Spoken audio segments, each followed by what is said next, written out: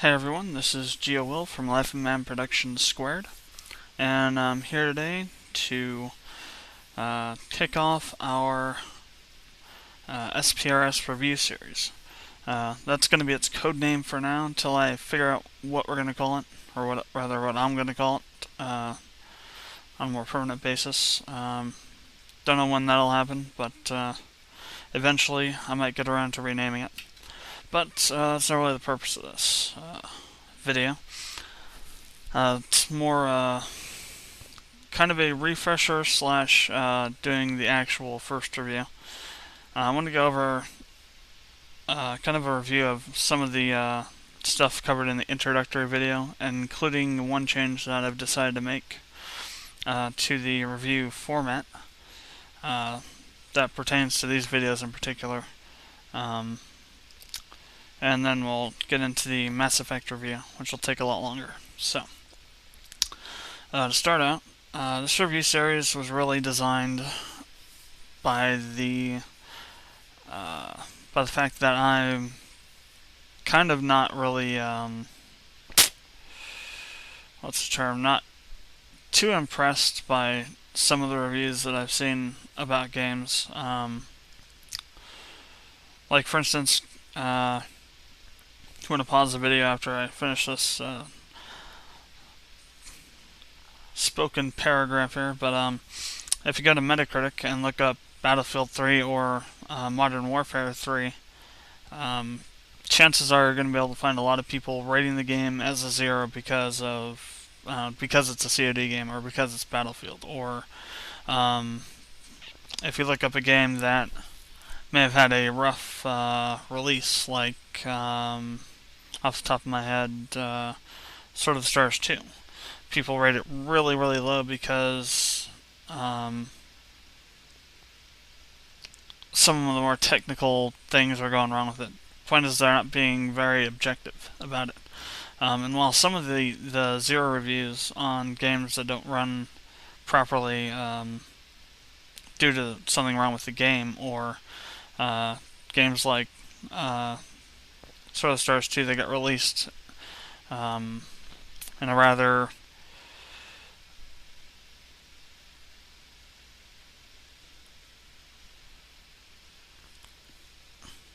crash and burn kind of way. Those are what I would consider to be, valid reasons to give a game a really low score. Giving a game a really low score because the graphics suck for 2010, or because it's a Call of Duty game, are things I consider to be frivolous. There are a lot of people that do reviews that are good with doing the reviews, like let's see, Angry Joe, or I don't know, I guess Total Biscuit, I think, is one of the other ones from YouTube. But there are also a lot of people that don't objectively review a game, or objectively rate a game. So that's what this review series is about: is creating a extremely objectified type of review series that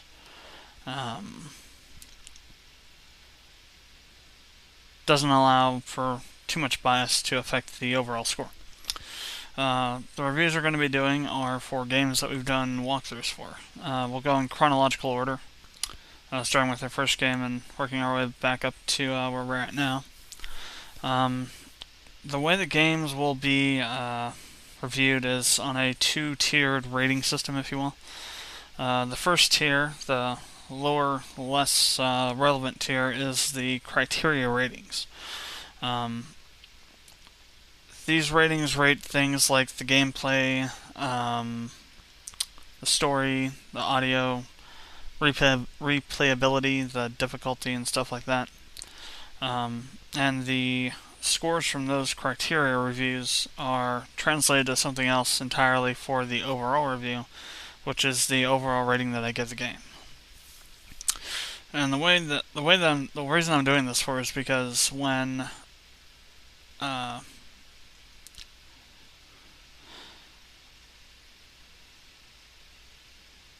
you have a rating scale that's really large, like say 1 to 100, and the values you give to the various things you're talking about go directly into that rating scale. To me, that's kind of I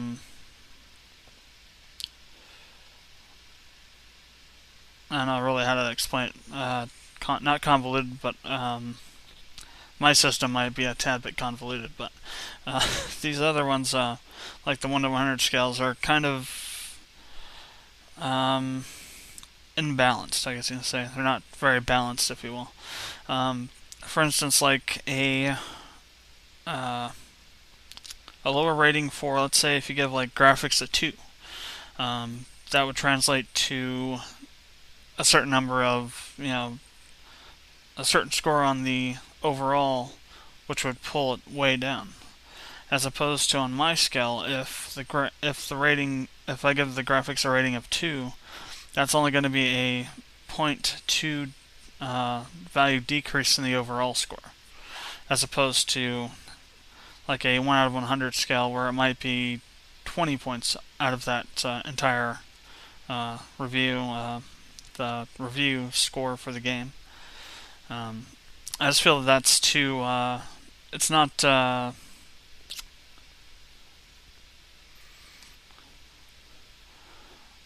It's really hard to explain this just because I guess my system could be considered convoluted, and that's why it's so hard to explain.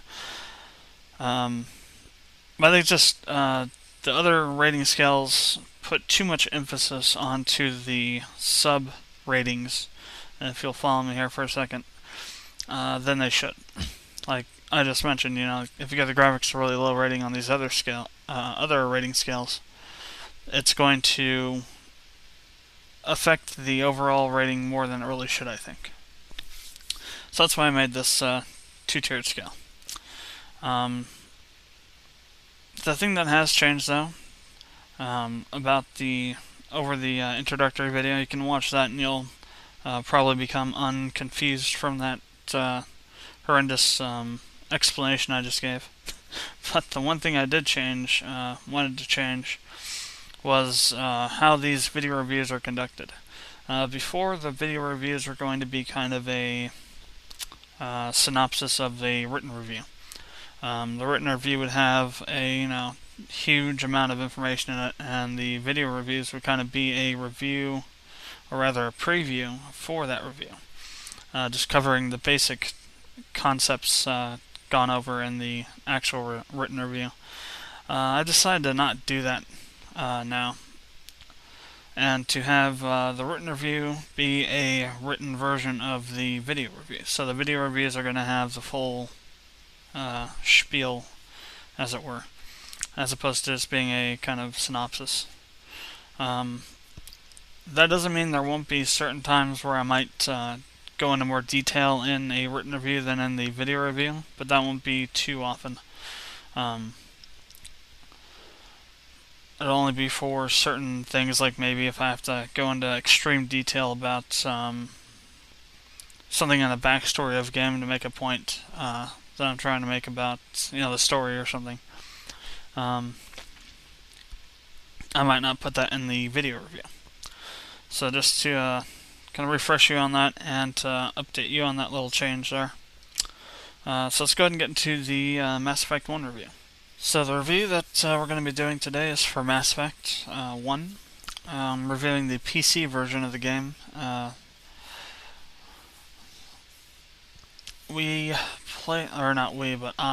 Sometimes I'll use we as a collective, I guess, noun or pronoun or whatever, for Lifetime Productions when I actually mean me, but I recorded the walkthrough, not the review, I'm doing the review today, but I recorded the walkthrough it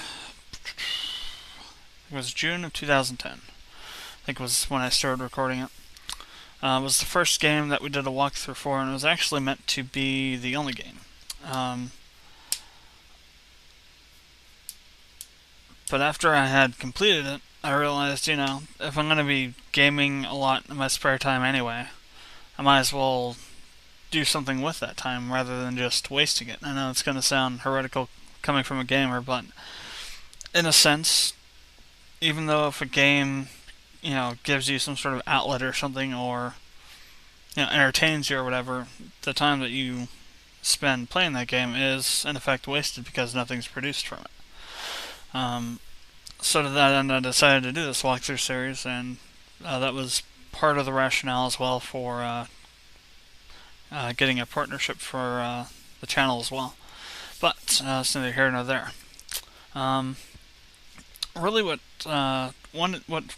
kind of influenced me to start doing walkthroughs, the way that I do them, was seeing the other walkthroughs on YouTube by the Let's Players and the quick runners and the whatever have you, fast runners, I guess is really what they're called. The people that go through the games just to get through them. They go through, they play them, play the main quest line or storyline or whatever. They try to get through it as quickly as possible. To me, that's not really how you should be playing a game. It's not. This next part's not going to be related to Mass Effect per se, but just more in general information about why I like playing games the way I do. There's a lot of stuff in a lot of games, not necessarily games that these other walkthroughers probably play a lot of, like Call of Duty, but games that have more depth, that are more that are better written, and have a more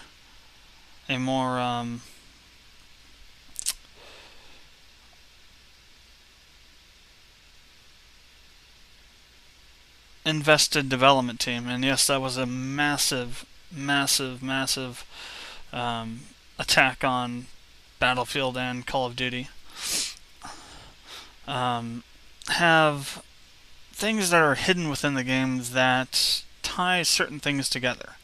For example, if you don't talk to a certain NPC, you might not find out something crucial to the story that makes it make sense. To the point of where not seeing that dialogue or knowing that dialogue exists actually allows you to think that there's a plot hole or something in the game. For example, just off the top of my head, Tales of Symphonia. This is a perfect example of a game that does this. I don't know why they did it for, but they put a lot. Speaking of Namco right now, or rather the Tales studio, they put a lot of expositional, really, I guess you could say plot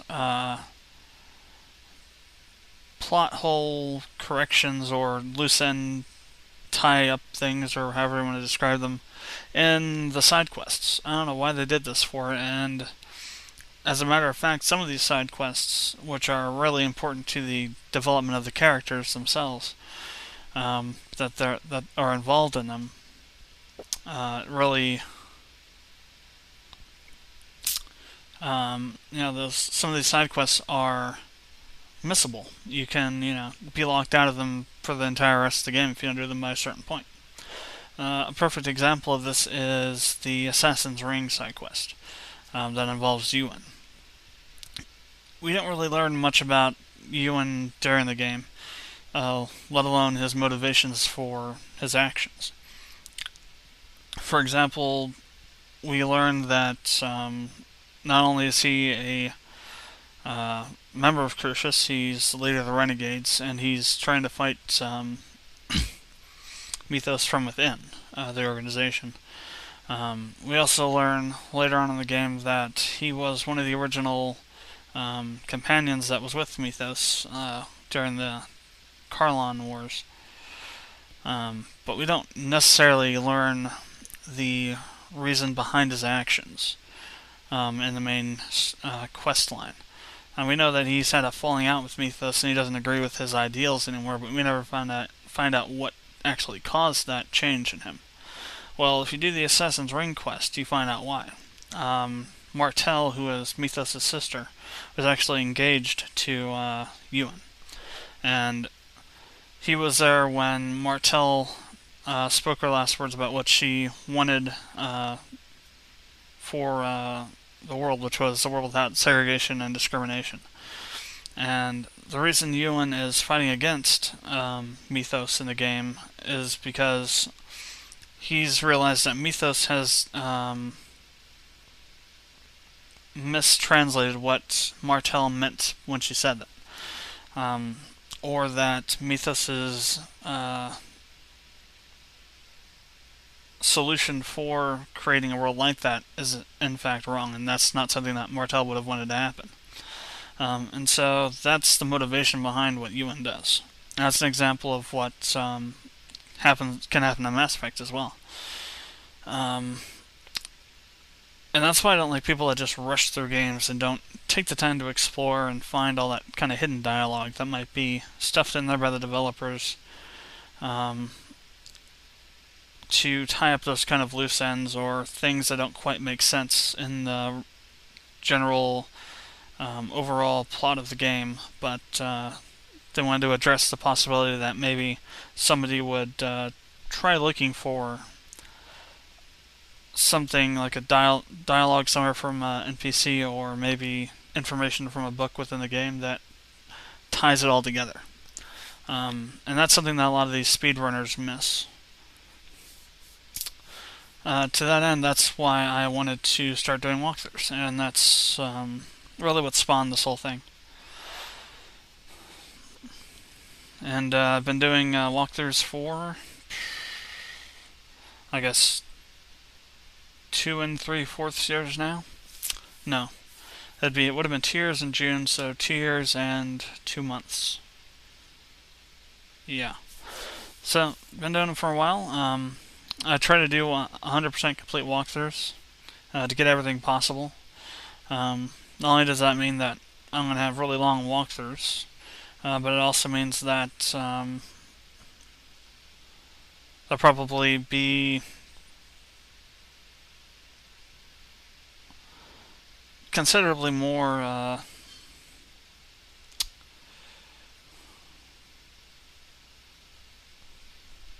trying to think of a non-condescending way to say this. Be more have more depth to them than some of the other walkthroughs that you'll find on YouTube. And I just kind of want to go into now a little more of how really I found Mass Effect originally, how I stumbled upon it. I think maybe 2 people besides myself obviously had to pause the recording for a second. But as I was saying, there's probably only 2 other people besides myself that know kind of my original opinions on Mass Effect and really how I found it. Anyway, it was, I think, is either late 2007 or early 2008. I saw a commercial on TV for it. Mass Effect. For the original Xbox or Xbox 360 version. I forget what it came out first for. But when I originally saw it, I thought that it was, I don't know why I thought it specifically, but it really didn't grab hold at first. I didn't think it was a very interesting game, if you will.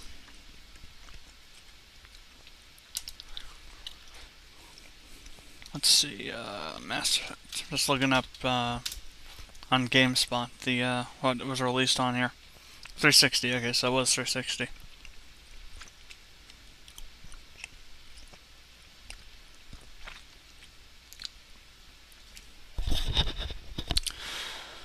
Alright, and I don't know why, it didn't seem like a very interesting game to me for some reason. I don't know, the idea seems stupid to me.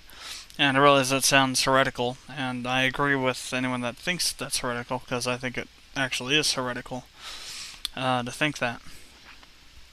But that's essentially what I thought about it, that it wasn't a very interesting or good idea, or was going to suck or something like that.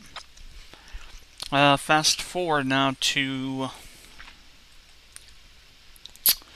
I guess it would have been early 2009, maybe mid 2009.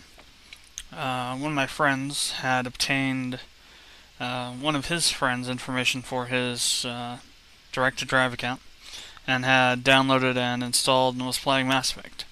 And he was telling me how cool the game was, and it was awesome and really interesting, and I'm like, well, you know what? Maybe I'll give this thing a chance.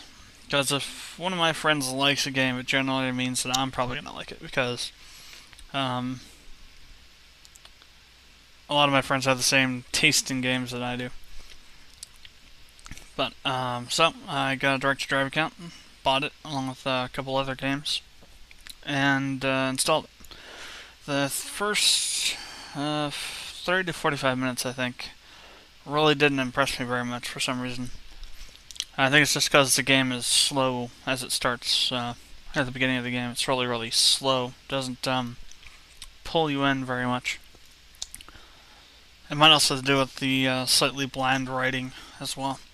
But so I stopped playing it. Took a break for an hour and a half or so and came back. Decided to give it another try. And then I played it for another 12 hours. It was just it just took a while to pull me in, but once it did, it was like a fishing lure. You know, the hook kept on getting jammed further and further down my throat and pulling me further and further into the game.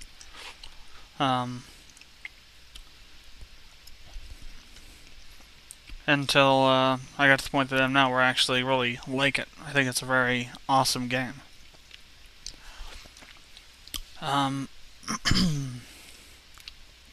So, with that out of the way, well, then I decided to do the walkthrough for it. Because again, wanted to do a completionist walkthrough, and two, I also wanted to do an HD walkthrough, which there weren't many of at the time. I don't think, anyway, at least not for Mass Effect 1, when I decided to do mine. So with all that out of the way, let's go ahead and start on the actual review. I'm going to go ahead and start on the gameplay criteria. Mass Effect is a third-person shooter set in the future. As far as third-person shooters go, it's pretty regular, actually. It's not good, but it's not bad either. It's like right in the middle. The controls are, again, of average response time. They're not good, but they're not bad. There are some problems with the movement system, though, in general, just because of how the game is made, I think. It feels really kind of stuffy, if you will, kind of clunky, the movement in Mass Effect 1.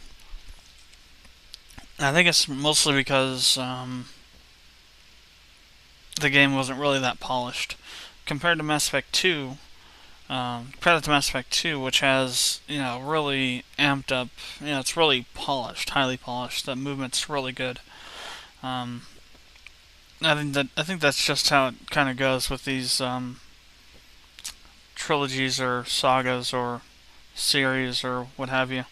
The very first game generally has, enough in it to make people like the game, but it's somewhat unrefined and unfinished because it's not. The developers don't know if it's going to be a really popular game or popular series yet, so they don't want to spend hundreds of millions of dollars making a game that might not offer a return on that investment.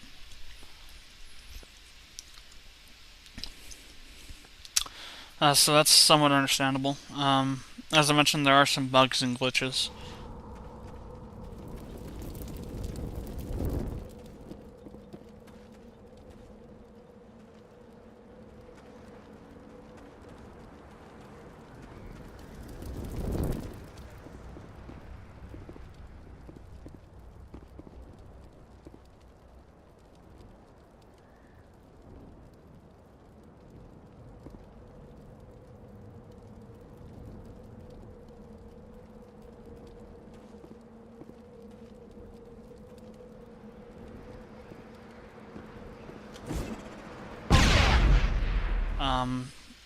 Occasionally, sometimes an elevator won't activate. You'll get stuck in there and have to reload your game. There's other places where there are invisible elevators, where if you stand on a specific spot, the character model will actually get raised off the ground and you'll be stuck up floating in the air and have to restart. I think I stumbled into one of those on my walkthrough. And on the planet where you first find out that there's Rachni still alive, I don't know if it made it in the walkthrough or not, or if I cut it out, but that's where I found it at. It was on the middle barricade section. If you stand too close to the left side of it on the edge, you'll get raised up into the air and have to restart your game because you won't be able to get off of there. Let's see. Weapon overheating is another interesting feature to the game. I really liked how it worked in Mass Effect. I've seen weapon overheating in not really a lot of other games, but in some. But in general, I don't think they've made as much sense to the story as Mass Effect does. What I mean by that is that Mass Effect, you have a time period in which loose ammunition, is no longer needed. Weapons have their own internal mechanisms to create the ammunition within the actual weapon itself. And so overheating is when those mechanisms cause too much heat for the weapon to function correctly. And to me that makes a lot of sense to the background of the story. Because something that's built like that would generate heat, and that heat will produce, malfunctions with weapons. I mean, we see that these days, even like with massive barrel clips and stuff like that. They're more prone to jamming because of the heat involved and all the mechanisms and such that can jam up when it's feeding the ammunition in. So it makes a lot of sense to me from a story level, that feature. It's also kind of a aspect I'm toying with one of my modifications. However, it is somewhat unbalanced. Not during the first playthrough, but if you do a New Game Plus, it will be. There's a certain mod, I think it's heat sink or something like that you can put on your weapons to reduce the amount of heat that's generated or allow the heat to dissipate faster. At high levels, that overheat mod will actually allow you to fire certain weapons continuously without having to stop. I think it's more pronounced with pistols than it is with most of the other weapons. You might be able to do it with assault rifles too. I'm not entirely sure about that though. For example, I'm not sure if using overkill with an assault rifle will not be able to overheat. I think it will be able to, depending on the ammunition you have installed in the weapon. Same goes for the pistol, except that even with those, like incendiary ammunition, I think, or it might have been the explosive ammunition, but there are certain types of ammunition that produce more heat when they are fired. I think even with those greater heat-producing ammunitions, even using marksman or something like that, I think marksman's the one for pistols, will not allow the weapon to overheat with the higher level heat sink weapon mods. From that aspect, it is unbalanced. Another feature that's in most BioWare games is actually the ally command panel, if you will. It's actually a command wheel on the Xbox 360 version, but they changed that to a panel for using the mouse to interact with it in the PC version. Essentially, it brings up the user interface in its entirety and allows you to play more tactically with the game paused, and kind of plan your next moves if you want to play the game that way. Each character, each ally, has their own panel on the left and right side, or rather left or right side, that you can use to control their actions. You can tell them to attack a specific enemy or to move to a certain place. And the final option is to have the particular ally you're commanding defend either the object that you have the site marker pointed at, or the location or specific spot on the map that you want them to defend from.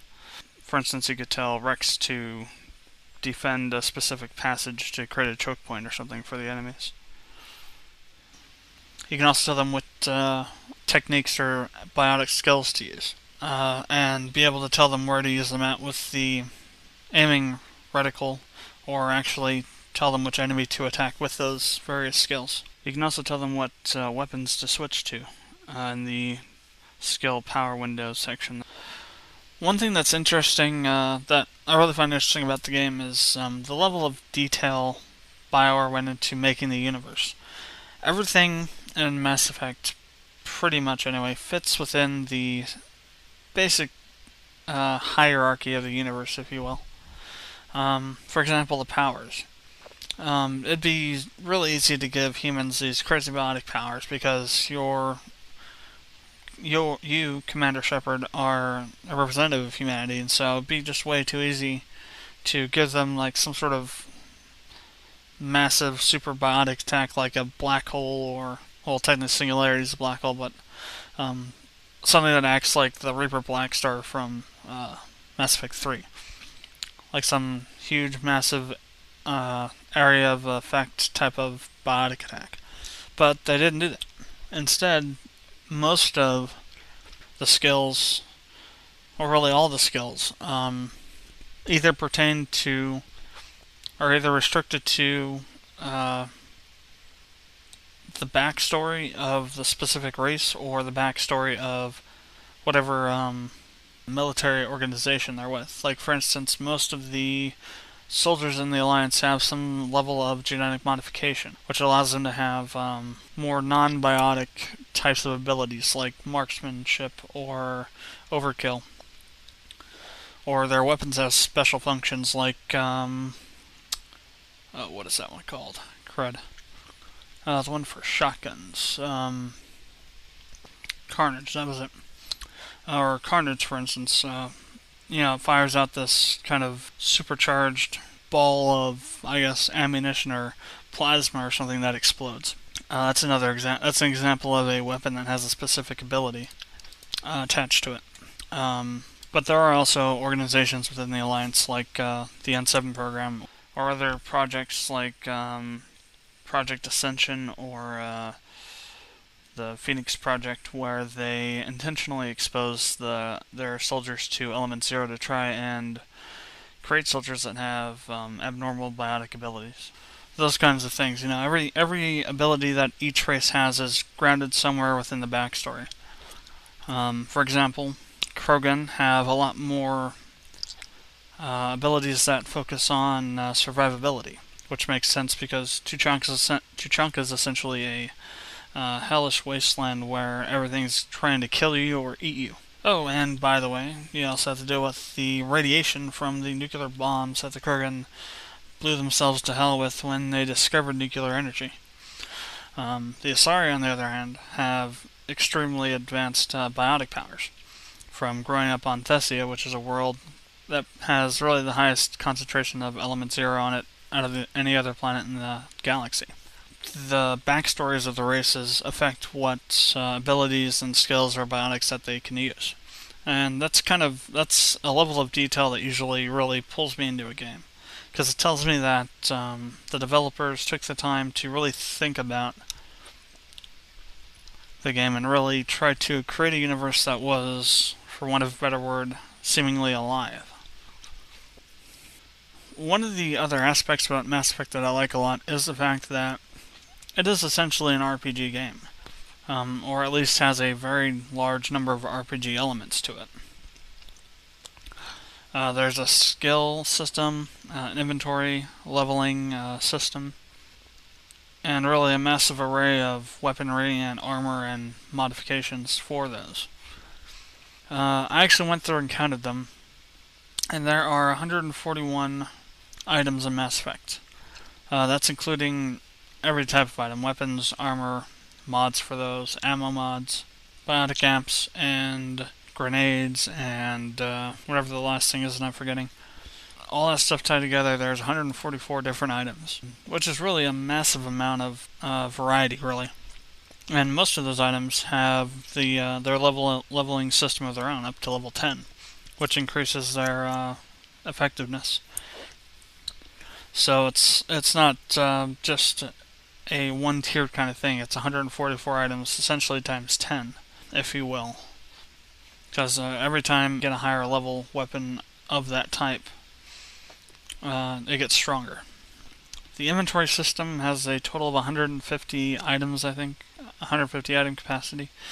That's not increasable, which is kind of a little space that I'm annoyed about. Is that it's not you can't increase it because it is possible to fill up your entire inventory, and when that happens, you have to turn any items that you find into Omnigel.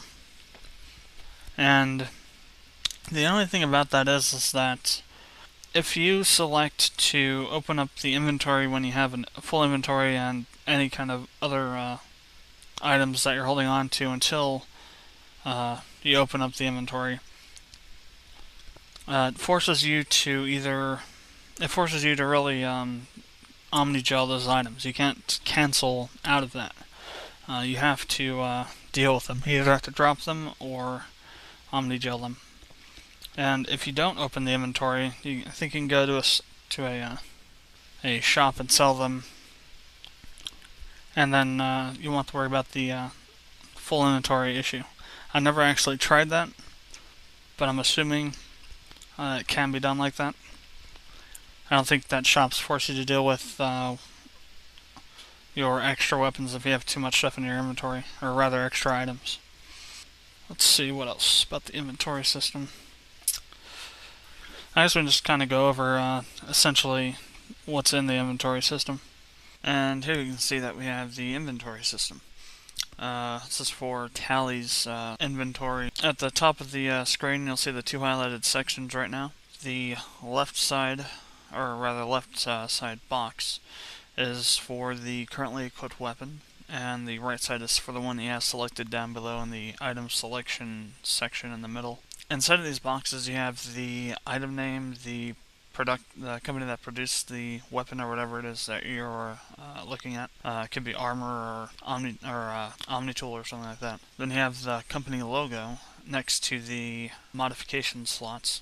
And there can be 2 weapon modification slots, but I've never seen 2 ammunition modification slots. And the ammo modification slots are always on the right side, and the weapon modification slots are to the left of that. In this, for this item, there's only 1 weapon modification slot, but if there were 2, there'd be 2 empty slots, with the ammo modification slot being to the farthest right possible in that window on the left. Underneath those are the stats for the weapons, and this is pretty much how all the weapons and other items are divided. As far as the stats go, there's only 3 stats for each item. For weapons, it's damage, shots before the weapon overheats, and the accuracy of the weapon. For armor, it's damage protection, I think shields, and then maybe biotic damage protection as well. For the Omni tools, I think it goes with it amplifies your different skills. That's what the Omni tool does. And there's also grenades, which I think are locked into the Omni tool section as well. At the bottom of those two windows, you have the details button, which will allow you to read more about the weapon that's either currently selected or currently equipped. And I'm not sure if the weapon descriptions change between weapon levels. Like, for instance, I'm not sure if the description for the Tsunami 3 is different than the description for the Tsunami 4. I never checked that out, so a little homework assignment for you if you want to do so.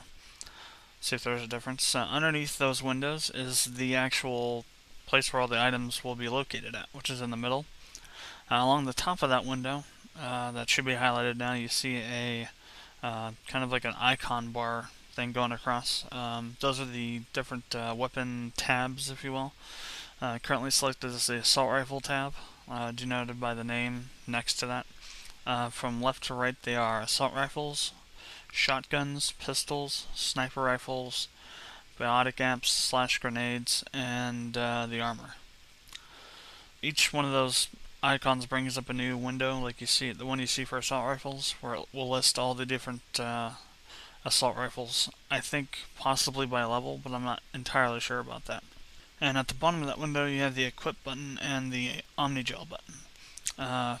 Equip allows you to equip the weapon you have selected, and if there are any mods on the weapon that you are replacing, it'll ask you if you want to move those mods onto the weapon that you're using to replace the currently equipped weapon with. Hopefully you're able to follow that. But it's actually a pretty nice feature, so you don't have to manually do it yourself. But if you do unequip a weapon that has mods on it and you don't move them to the next weapon, just be aware that those mods stay on that weapon, and you might even sell those mods if you sell the weapon. I'm not sure if they automatically unequip or not. You can also equip a weapon by double-clicking on it in the list, so using the equip button, and the Omnigel button will allow you to turn the selected item into Omnigel. Underneath that box is the resources section. That lists the number of Medigel you have, the number of grenades, the amount of Omnigel you have, and how many credits you have. Just to the right of that is the back button to go back to the main menu, which is also accomplished by the escape button. And to the left of all that is the character image, along with the character selection buttons. Another aspect of the RPG side of Mass Effect is the leveling system, and by association, the skill system. In Mass Effect 1, you can have up to get up to a level of 60, and each level you get a certain number of skill points, which can be used to either strengthen your abilities with certain weapons, allow you to equip larger style armors, or in some other way boost your character's abilities. That's really all there is to the leveling system. There's no bells or whistles or anything. However, the skills system is a little bit complicated, if you will. There are a variable number of skills depending on your class type. Certain classes can't equip certain types of weapons, so depending on the class you could have more or less skills. But I think the general number of skills, since I think pretty much all classes can equip at least one type of weapon. Let's say there's a total of maybe 10 or 11 skills that every class has. It might be more, might be less, I'm not entirely sure. But each of these skills corresponds to a certain aspect of the character's abilities. For example, after you become a Spectre, you get access to Spectre training, which allows you to boost your health and shield values, but also allows you to gain access to Unity, which is a skill that helps to revive downed teammates. And each level of that skill adds more health on revival and takes less time to recharge. But you have like the Spectre training, you have Charm and Intimidate, which they both have a dual purpose. Charm allows you to buy stuff for less amounts of credits from stores, but it also gives you more Paragon discussion points when you take Paragon options, or Paragon-like options. On the other hand, Intimidate allows you to sell things for more, and gives you more Renegade points when you take Renegade actions. And then there's the weapon skills, where certain weapons are only unlocked once you get to a certain level of another weapon. For example, you take pistols here. At level 5 of pistols for the Infiltrator class, you unlock sniper rifles. Before you get to level 5 of pistols, sniper rifles are essentially untrained. And actually, until you put the first skill point into sniper rifles, they are still untrained. Depending on the classes, you get different unlockables. For instance, for, say, the soldier class, pistols don't unlock sniper rifles first. I think they unlock assault rifles first. And also, on other classes, you get access to different types of armor. For instance, on this Infiltrator class, at I think it's level 6 or 7 there for tactical armor, you unlock medium armor, but you don't get access to heavy armor, I think. But on other classes, you do get access to heavy armor. And there's just lots of little things like that that were really just totally dumbed down in the sequels to Mass Effect 1. But all that together really makes this comprehensive RPG feel to the game. It's really one of the things that a lot of people complain about too, is the inventory system, to be specific. For the reason I mentioned, because it can get unruly. But from my standpoint, being an RPG buff, your inventory system is supposed to be something that's a pain in the ass to deal with. I mean, that's the whole point of an inventory system in an RPG game. It's to give you a headache, because you have too many items and you have to get rid of something, but you don't want to because maybe you can use it later, or maybe you want to sell it. At the same time, there's a better item on the ground that you want to pick up to use or to sell, but you can't hold it, can't carry it because there's not enough space. That's part of what an RPG is about, is having having to deal with that kind of stuff. So it doesn't really bother me as much. The dialogue system in Mass Effect is really one of the more impressive things, I think, to me about the game. The amount of dialogue is insane. It might not seem like it's a lot to some people, but if you play through it with both the male and female Shepard, there are a lot of places in the game where the dialogue is different. And it's also different depending on your actions that you've taken previously. For example, if you... I'm trying to think of an example here that's within Mass Effect but not carried over into another game. I'm not really 100% sure. I think there's places within the game that if you act a certain way to a certain NPC at one point and come back later, that they'll have different dialogue with you or something. But for instance, with Harkin, that's really the first place you'll notice the difference between the male and female Shepard dialogues. Harkin goes into a lot more piggish type of dialogue with the female Shepard than he does with the male Shepard. Alliance military. I could have been a Marine, you know. Instead, I joined the goddamn Citadel security. Biggest mistake of my life. Harkin, right? I was told you could help me find someone. A Turian CSEC officer named Garrus. Garrus? You must be one of Captain Anderson's crew. Poor bastard, still trying to bring Saren down, eh? Hey there, sweetheart. You looking for some fun? Because I gotta say, that soldier get-up looks real good on that body of yours. Why don't you sit your sweet little ass down beside old Harkin? Have a drink. And see where this goes. I'd rather drink a cup of acid after chewing on a razor blade. You trying to hurt my feelings? You gotta do better than that. After 20 years with CSEC, I've been called every name in the book, princess. Call me princess again and you'll be picking your teeth up off the floor. Now tell me where Garrus is. Okay, just relax. Garrus, you say? You must be one of Anderson's crew. Poor bastard still trying to bring Saren down, huh? You said you'd been briefed on me. How far do you think I'm willing to go on this? You said you'd been briefed on me. You should know that I don't leave fallen troops behind. You've read my file. You know how far I'm willing to go. And I'm telling you to release the body. Is this what I'm out here fighting for? A government that steals the bodies of its honored dead? And there's also other places. I think there's some with Conrad Werner as well.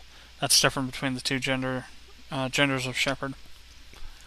And then there's even the different dialogue options for both male and female Shepard with just the basic dialogue that's there. And you have essentially a minimum. You have at least 3 dialogue options to choose from. My goodness, you're Commander Shepard. Your activities made for quite a briefing in the Diplomatic Corps. Is there something I can do to assist you? You can cut the red tape for a grieving husband. I want you to release the body of Nerali Batya. Commander, nothing would make me happier. I'm afraid, though, that it's not quite that simple. I'm here on behalf of Samesh Bhatia for his wife, Nerali. Yes, a man named Samesh Bhatia is having some trouble claiming his wife's body. Ah, Mr. Bhatia. A good man in an understandably frustrating position. I wish I could help him. Serviceman Nerali Bhatia died on Eden Prime. as Mr. Bhatia no doubt told you. Her wounds are inconsistent with any type of weapon damage we've seen before. That is why her body is being held. I don't care how badly the Geth mangled the body. It's the husband's right to claim her. We are not holding Nirali Bhatia's body out of discretion. We are, frankly, holding the body for research.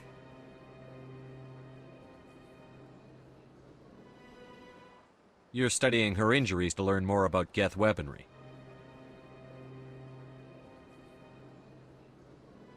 You think her body might be dangerous or contaminated? No, Commander. Nirali Bhatia is not dangerous. Her body is in fact extremely valuable to the Alliance. The tests we're conducting may lead to better defenses against Geth attacks. Respectfully, Serviceman Bhatia may save more lives in death than she did in life. I understand what you're trying to do, but holding the body is wrong. Commander, you of all people should understand how far we must go to protect humanity. Is this what I'm out here fighting for? A government that steals the bodies of its honored dead?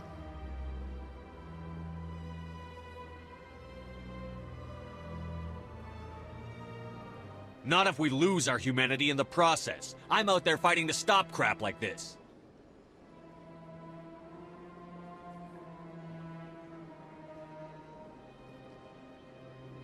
You know who and what I am. If I want Nirali Bhatia, I can get her. Commander, I don't think threats are necessary. Even if the body were here on the Citadel, would you really risk going in shooting to get it?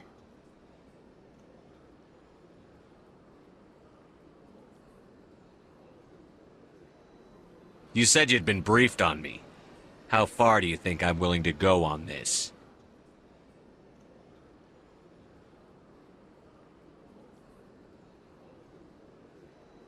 The Marine's name was Nirali Bhatia. If you want to cut her up, you call her by name.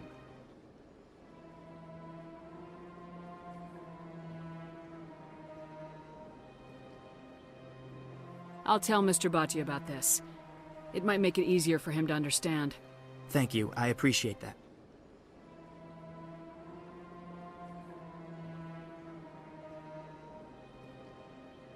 I'll tell Samesh. Next time you cut up a dead soldier, at least tell her husband the truth. That was just the reaction we were hoping to avoid, Commander. But if you think it will help, tell Mr. Bhatia the truth. Perhaps he will understand. Please let me know if you have any other questions. And then you have, on top of that, the Paragon and Renegade options, which are not only different from each other, but they also vary between the different genders of Shepherd, as you saw a little bit earlier. After the Harkin bit, I put up the more Renegade options for both the pure Renegade option and the pure Paragon option for the whole dialogue section that we just had the exhaustive rundown through. A good example of this is when you are talking to Saren at the end of the game. There are different outcomes depending on what options you pick. Like, for instance, if you do either of the Paragon or Renegade options, Saren kills himself, but the dialogue that you speak to Saren that influences him to do that is different.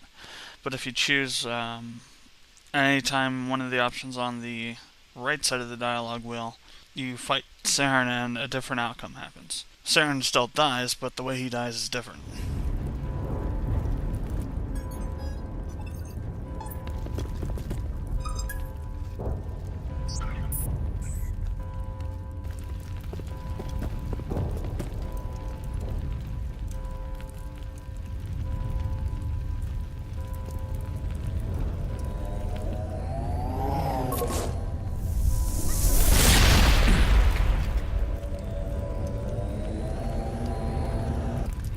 I was afraid you wouldn't make it in time, Shepard. In time for what? The final confrontation. I think we both expected it would end like this. You've lost. You know that, don't you? In a few minutes, Sovereign will have full control of all the Citadel systems. The relay will open. The Reapers will return. I've still got a few tricks up my sleeve. You survived our encounter on Vermeer, but I've changed since then. Improved. Sovereign has upgraded me. You let Sovereign implant you? Are you insane? I suppose I should thank you, Shepard. After Vermeer, I couldn't stop thinking about what you said. About Sovereign manipulating me. About indoctrination. The doubts began to eat away at me. Sovereign sensed my hesitation. I was implanted to strengthen my resolve. Now my doubts are gone. I believe in Sovereign completely. I understand that the Reapers need organics. Join us, and Sovereign will find a place for you, too. Sovereign's controlling you through your implants. Don't you see that? The relationship is symbiotic. Organic and machine intertwined. A union of flesh and steel. The strengths of both, the weaknesses of neither. I am a vision of the future, Shepard. The evolution of all organic life. This is our destiny. Join Sovereign and experience a true rebirth. Sovereign hasn't won yet. I can stop it from taking control of the station. Step aside and the invasion will never happen. We can't stop it. Not forever. You saw the visions. You saw what happened to the Protheans. The Reapers are too powerful. Some part of you must still realize this is wrong. You can fight this. Maybe you're right. Maybe there is still a chance for...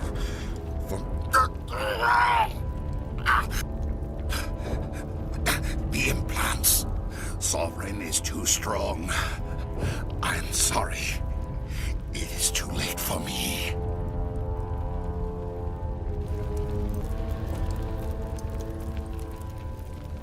It's not over yet. You can still redeem yourself. Goodbye, Shepard. Thank you.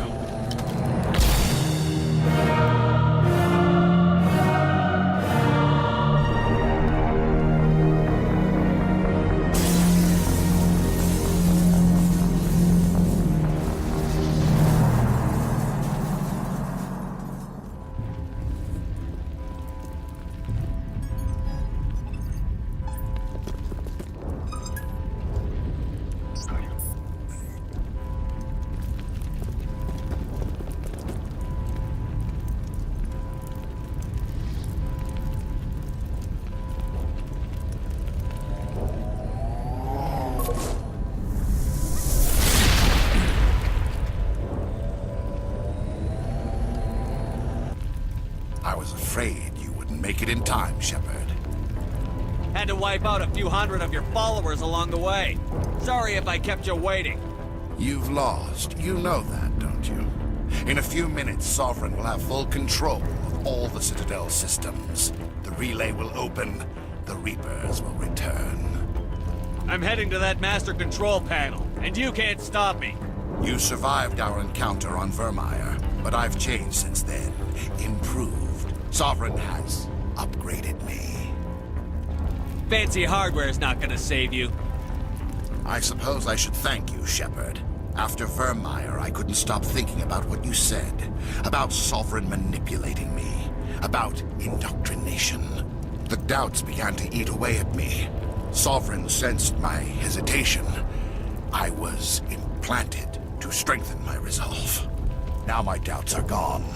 I believe in Sovereign completely. I understand that the Reapers need organics. Join us, and Sovereign will find a place for you, too. I'd rather die than live like that. Then you will die. And your companions. Everyone you know and love. Everyone you've ever met. Don't you understand? You will all die. The Reapers can't be stopped. Not by the Protheans. Not by you. The cycle always continues. The Reapers don't use organics. They devour and discard them. As soon as the conquest is over, you'll be cast aside. I had no choice. You saw the visions. You saw what happened to the Protheans.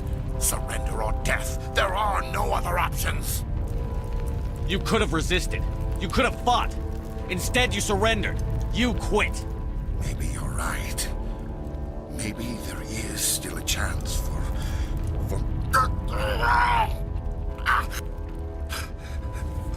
The implants. Sovereign is too strong. I'm sorry. It is too late for me.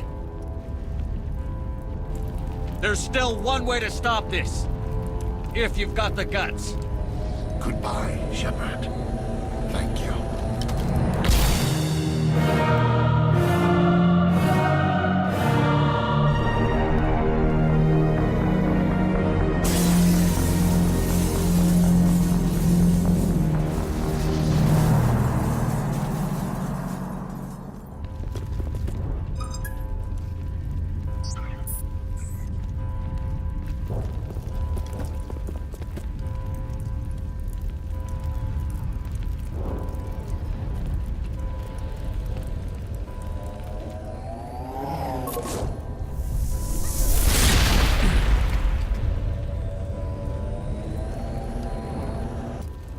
I was afraid you wouldn't make it in time, Shepard. Let's end this! You've lost. You know that, don't you? In a few minutes, Sovereign will have full control of all the Citadel systems. The relay will open. The Reapers will return. I'm heading to that master control panel, and you can't stop me. You survived our encounter on Vermeer, but I've changed since then. Improved. Sovereign has upgraded me. Fancy hardware's not gonna save you. I suppose I should thank you, Shepard. After Vermeer, I couldn't stop thinking about what you said. About Sovereign manipulating me. About indoctrination. The doubts began to eat away at me. Sovereign sensed my hesitation. I was implanted to strengthen my resolve. Now my doubts are gone. I believe in Sovereign completely. I understand that the Reapers need organics. Join us, and Sovereign will find a place for you, too. I'd rather die than live like that. Then you will die. And your companions. Everyone you know and love. Everyone you've ever met. Don't you understand? You will all die. The Reapers can't be stopped. Not by the Protheans, not by you. The cycle always continues. Sovereign's controlling you through your implants. Don't you see that? The relationship is symbiotic. Organic and machine intertwined. A union of flesh and steel. The strengths of both, the weaknesses of neither. I am a vision of the future, Shepard. The evolution of all organic life. This is our destiny. Join Sovereign and experience a true rebirth. I'd rather die than live like that. Then you will die. And your companions.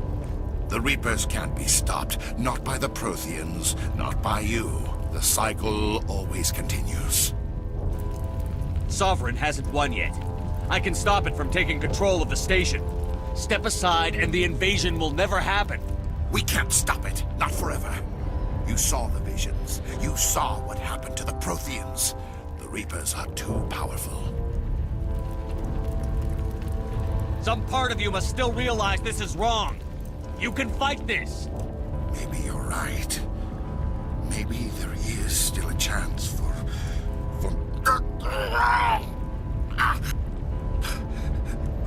The implants. Sovereign is too strong. I'm sorry. It is too late for me. I'm done arguing with you. Let's end this. You should have joined Sovereign when you had the chance.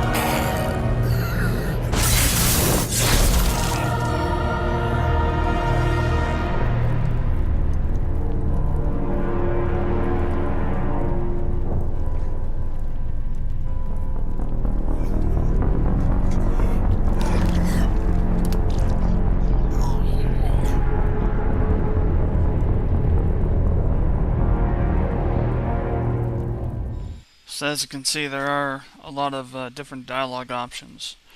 Another thing that we haven't discussed yet with the dialogue is the investigate option. Just about, I think, every dialogue in the game has, except for a few, have investigate options, which allow you to access another level of detail, if you will. The investigate option allows you to ask further about certain situations, current events that are happening in the game when you are talking to the NPC itself, or whatever. There's just a lot of background information in the investigate option that if somebody's going through a speed run of the game is not going to be able to pick up, and they're going to miss all of that. And there are some interesting and, quite frankly, very important tidbits of information to the storyline hidden away in those investigate options. But like I said, almost every interaction with an NPC allows you to eventually access the investigate option. And that also adds to that level of detail that I was talking about earlier that BioWare has gone into really putting into the game to flesh out the backstory for every NPC in the game in that fashion. It's just a lot more work than you see Infinity Ward putting into Call of Duty, where they reuse the same NPCs over and over again. They don't show any creativity in how they make the games. They just make them based on essentially a template of NPCs and of really of how the actual game unfolds as well. Whereas BioWare shows a lot more creativity in creating new NPCs and NPCs that even have backstories that aren't reused if they're killed in a previous game. That's a creativity on the level that Infinity Ward and Treyarch have not shown ever in any of the Call of Duty games.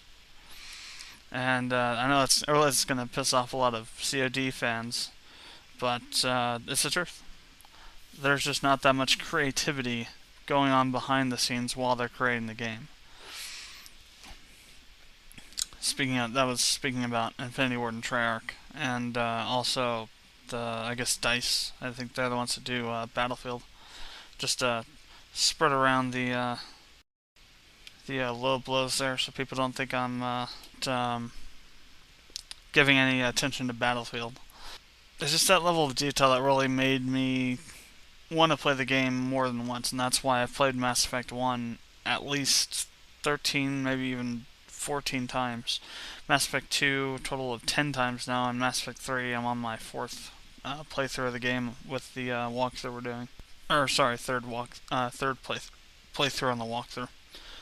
No, I am right. It is the 4th because we rebooted the walkthrough. So no, it is the 4th. Don't mind me. I'm just going a little tad bit insane here.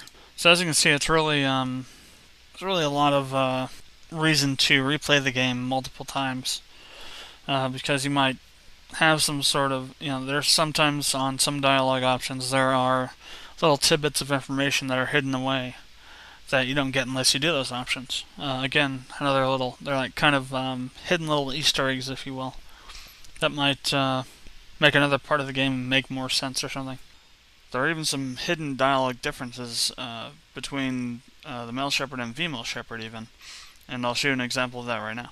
But first, to kind of set up the what's going on here, you are looking for Garrus to figure out how to bring Saren down, and if you go to the area outside of Dr. Michelle's office, before you go into there, I think it's before, I didn't check if it was after too, but if you look at the vista of the Citadel from the wards section, that's where you'll find this dialogue, if you're playing as the female shepherd.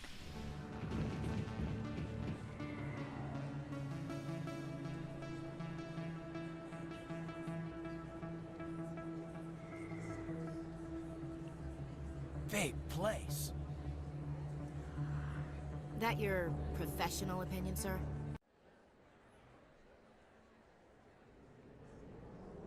can they keep tabs on all of this? The Presidium may as well be on another planet. There is definitely a gap between their presentation and what's here. Tracking rivals must be a nightmare. This makes Jump Zero look like a porta-john, and it's the largest deep space station the Alliance has. Jump Zero is big, but this is a whole nother scale. Look at the ward arms. How do they keep all that mass from flying apart?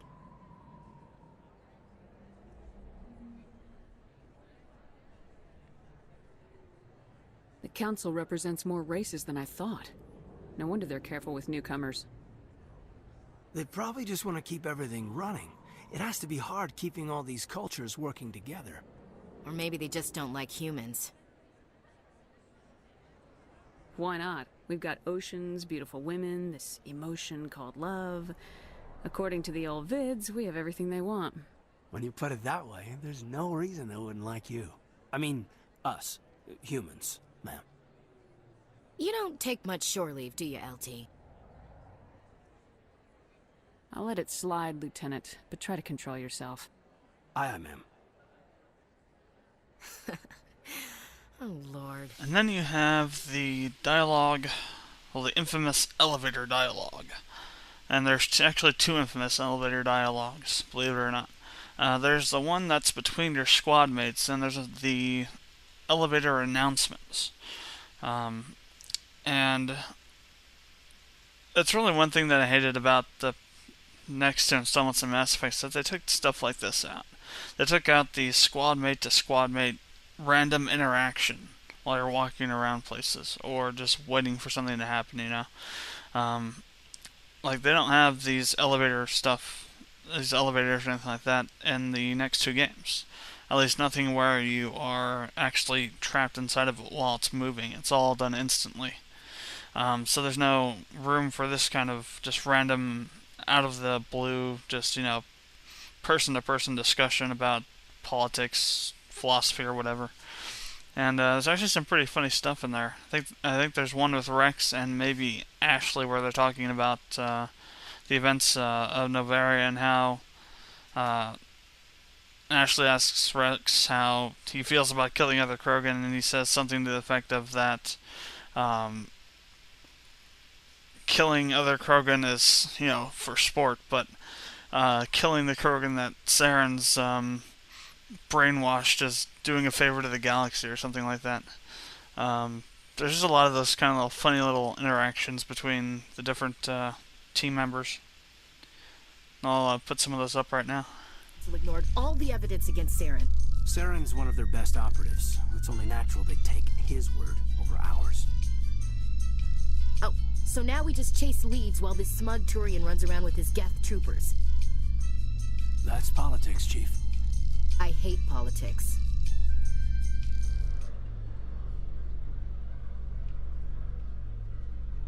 In other news, Exogeny Corp is still denying reports that one of their survey teams has gone missing in the Hades Gamma Cluster. When asked why communication with the survey team was suddenly cut off last week, company officials refused to comment. Anyone else hear that low hum? Sounds like it's coming from that statue.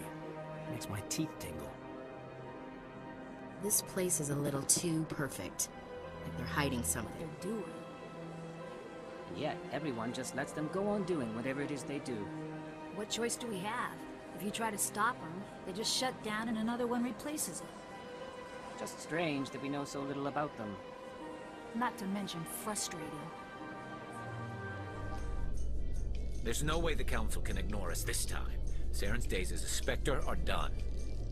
If the evidence is worth trying to kill me for, I hope it is sufficient to motivate the Council. This about normal for a human soldier's tour of duty, Williams? Trying to take down a rogue Spectre and his army of synthetics? No, they didn't cover this in basic. I'm surprised you're willing to fight Krogan, Rex. I thought you would stand with your own. Anyone who fights us is either stupid or on Saren's payroll. Killing the latter is business. Killing the former is a favor to the universe. And then you have things like these, where if you don't hear the dialogue or talk to the NPC, you actually miss out on side missions. In breaking news, Chairman Burns of the Parliament Subcommittee on Transhuman Studies has been kidnapped by biotic extremists. The biotics commandeered a freighter and were last seen in the Hades Gamma Cluster. No demands have yet been made. Got a moment, Spectre? Hello, Spectre. I have a business proposition for you. How did you know I'm a Spectre? Word travels. Your name comes up in certain circles. I'm acquainted with a pair of powerful crime bosses. They're hiding on remote worlds, and I have the coordinates. You could do the galaxy a favor. In that clip I just showed you, if you select the I'll do it or not a problem options, Helena will actually give you a side quest, or a couple of them, that you go around and kill some crime bosses. These two previous clips actually more tie into my next point, which is the exploration aspect of Mass Effect. Mass Effect is a somewhat open world type of game. There is a main storyline, but it's not strictly adhered to. You can go around and do whatever you want to most of the time. And most of the exploration is actually honest-to-God exploration. You find planets you can land on, and you go down and explore them. Some planets... well, let me back up a bit. Well, to explain the galaxy map. The galaxy map is what you use in Mass Effect to get around to different systems. Essentially, it's the Milky Way, and you just use the mouse to click on the galaxy you want to go to, and then hold down the left mouse button once you get to a system to fly around it with the Normandy. Or rather, no, that's not quite true. That's in Mass Effect 2. It's just point and click in Mass Effect 1. But there are hidden things in the galaxy map. Like, for instance, in many of the asteroid fields, there are hidden hotspots, if you will, where you can actually find a deposit of some kind of metal or mineral or resource that you're looking for in one of the collection missions. Every planet in the game has a description to it. And I think I'm not sure if it was Mass Effect 1 or 2 that I went through and actually had shown the descriptions for almost every planet in the game. I think it was 2. But if you wanted to, again, to have that fuller understanding, you could go through and go to each of those planets and see the backstory. And even then, you don't have access to all the planets in Mass Effect, the first Mass Effect game. And there are some planets in Mass Effect 3 that you don't have access to. Mass Effect 2 is really restrictive as far as what you can do in it. Mass Effect 3 has a more open world feeling to it, but it's also restrictive. Some systems within the constellations are not able to be traveled to until certain points in the game or certain events happen. Whereas in Mass Effect you can travel to pretty much any system, any constellation that you want to. When you go around and you find a planet, you can land on it. And what's interesting about this is that there are actually certain planetary hazards too. For example, really cold, snowy planets might have freeze, or I think it's called freeze, warning on it at various levels. At which point, when you get out of the Mako, you can actually end up dying if you stay outside too long. Hotter desert planets have a heat warning on them, and when you travel around the planets, you travel on the Mako. It's probably one of the most notorious vehicles in any game created recently. I think it really gets a lot of undeserved negative attention, though. I'll be the first to admit that the controls for the Mako are pretty screwed up sometimes. For example, if you watch the clip that's going on in the background right now, you'll see that at certain points the Mako wants to bounce off of things in weird ways and really makes staring at a pain in the ass. But once you get used to it, and if you don't mind getting thrown a little bit off course every now and then, it really is a fun thing to drive around in. Throughout the walkthrough, I made a habit of using it to climb up huge mountains just to jump off the top of them and go flying down the side of them. I actually managed to find a physics error doing that, and that is if you land the Mako a certain direction, or in a certain way, or at a certain speed, I'm not really sure what sets it off. But eventually, you might find a certain spot where if you land the Mako a certain way, it'll actually start flipping wildly around due to a physics error that can be triggered. I think there was maybe 1 or 2 examples of that in the walkthrough. I'm not going to comb through, what was it, like, I think 40, 50 hours to find it, footage to find those, but they're in there somewhere. The Mako essentially is a tank-like vehicle. It has kind of a caterpillar-like suspension, and you can use it to climb up pretty much any mountain.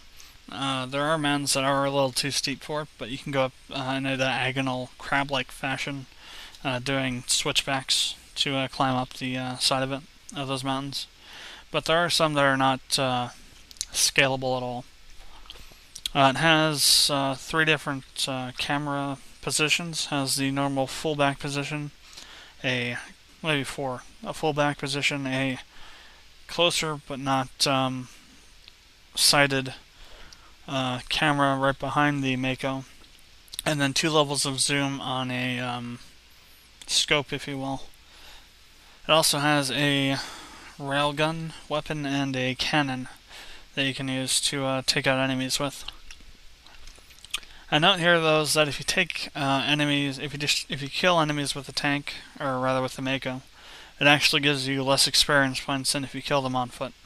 For instance, during Vermeer, you can fight the Colossi and Geth armatures in the tank, but if you don't want to, you can fight them on foot and get a lot more experience points for it. And that's really the entirety of the gameplay section here. All things considered, the gameplay in Mass Effect is pretty decent. It is an Xbox port, Xbox 360 port. It is rightly criticized for that, because Demiurge didn't really do a really good job. And because of that, there are some bugs that happen over time. For some reason, the data becomes corrupted or fragmented, or something happens with it that makes it so that with each playthrough you do, more things seem to be going wrong. The playthrough I did before we did the walkthrough was probably the buggiest one that I had. Had a lot of crashes during it and issues with stuff not working the way it should. But it got better during the walkthrough. The playthrough the walkthrough was recorded on. I think it might have been because I did a new game instead of a new game plus. Every time I went through the game previously, I was using a Shepard that I had been using before. So it was like I think the playthrough before the one the walkthrough was on was maybe my 5th time through with the same Shepard, so that might be a reason for it. But overall, I gave gameplay rating a 7 out of 10. For graphics, I actually changed this today based on some thinking I've done on the subject. Overall, the way I'm doing graphics as far as rating them is by comparing those graphics to graphics from games that were released at the same time. I don't think it's fair to rate a old game on graphics compared to a newer game's graphics. You know, it's like comparing a Ford Escort to a Lamborghini, in that you are comparing something that's an old piece of crap to something that's sleek, built on newer technology, and looks better, functions better. It's made more recently. I don't think that the comparison between those two is a very unbiased one, if you do it that way. Like somebody complaining about how a indie game's graphics, like say that VVVVV game that was released on Steam a while ago, is, you know, they're really bad compared to, you know, some AAA game. I just don't think those kind of generalizations really work well. To that end, Mass Effect was released in 2007 on the 360, and it was later ported to the PC by Demiurge in 2008, but there were no texture or graphics updates with that port. Sometimes they might include higher resolution graphics on PC versions, like they did with Skyrim, for example, or Crysis 2. But that didn't happen with Mass Effect, so...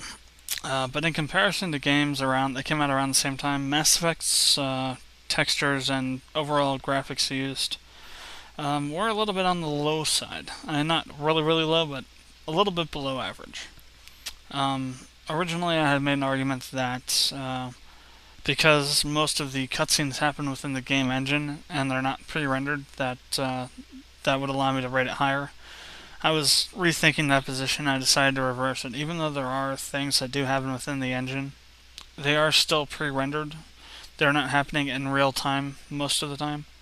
During cutscenes, they are cutscenes that have been done within the engine, which is not something you saw too much of in the past, but you do see more of these days. But they were recorded and then played back at a specific time. Like for instance, during Mass Effect 3 when the fleets arrive at Earth, that was recorded within the engine, but then it's played back as a pre-rendered cutscene instead of taking place real time in the engine. Even during Hackett's speech to the fleets before you arrive at Earth, there are sections of that are pre-rendered as well. Even all that considered, I have to rate the graphics at most a 6. If I was being extremely honest, which I'm going to be right now, I'm actually going to rate it as a 5 instead of a 6. The original rating was a 7. Next up is audio. The audio in Mass Effect is really done well throughout the entire series, but in Mass Effect 1, the formula is a bit different than in the other two games. In the other two games, the audio is more about adding things to the action, if you will. You know, enhancing the battle, what's going on as far as the battle is concerned. Really grand, huge, epic pieces that play over scenes and stuff like that. Mass Effect 1 has those types of audio in it, but it's more about enhancing the background of the environment. For example, on the Presidium, you can still have that, the music playing in the background, but it's much softer. It's kind of just whispering in your ear like indoctrination. It's just like whispering that it's there, but not really screaming it like some of the stuff in Mass Effect 2 does. For example, during battles, the battle music's, again, in the background, not really overpowering. In Mass Effect 2, it's really noticeable. But the score really fits in well with the theme of the game. It's very sci-fi feeling. The background music fits in with the environments that they're played in, and the epic overture parts really feel well placed and well written. And Shepard's theme is just epic. That's all I have to say about Shepard's theme and all the variations of Shepard's theme. And the one thing that I don't think many people will say about games in general is I actually like the music during the end credit roll. It has a really electric, futuristic kind of beat to it, and I wish I had more of that in the other two games. I think the Mass Effect 3's end credit music is actually a remixed version of this one from Mass Effect. Mass Effect 2's credit roll actually uses music that you've been hearing throughout the entire game, so it's not something that's new. I don't really think that they should have done that in Mass Effect 2 because it kind of takes away from the places that music's used at. But at the same time, it did kind of encapsulate the feeling of the game, because I think it was the suicide mission theme that they used for the end, the credit roll music in ME2. The other half of the audio, though, is the voice acting. There's a lot of debate, really, about this. People claim that Mike Mears' performance as the male Shepard in the game was droll or flat or some way colorless or not very what's the term, not very special or whatever. I don't really it is to a point. They do have a point about that. It is like that to a point, but I think it's because he's playing it Shepard more on the nose and not really improvising or embellishing on what's written in the script. But there are scenes where there is emotion and, that color that they're saying is missing is there.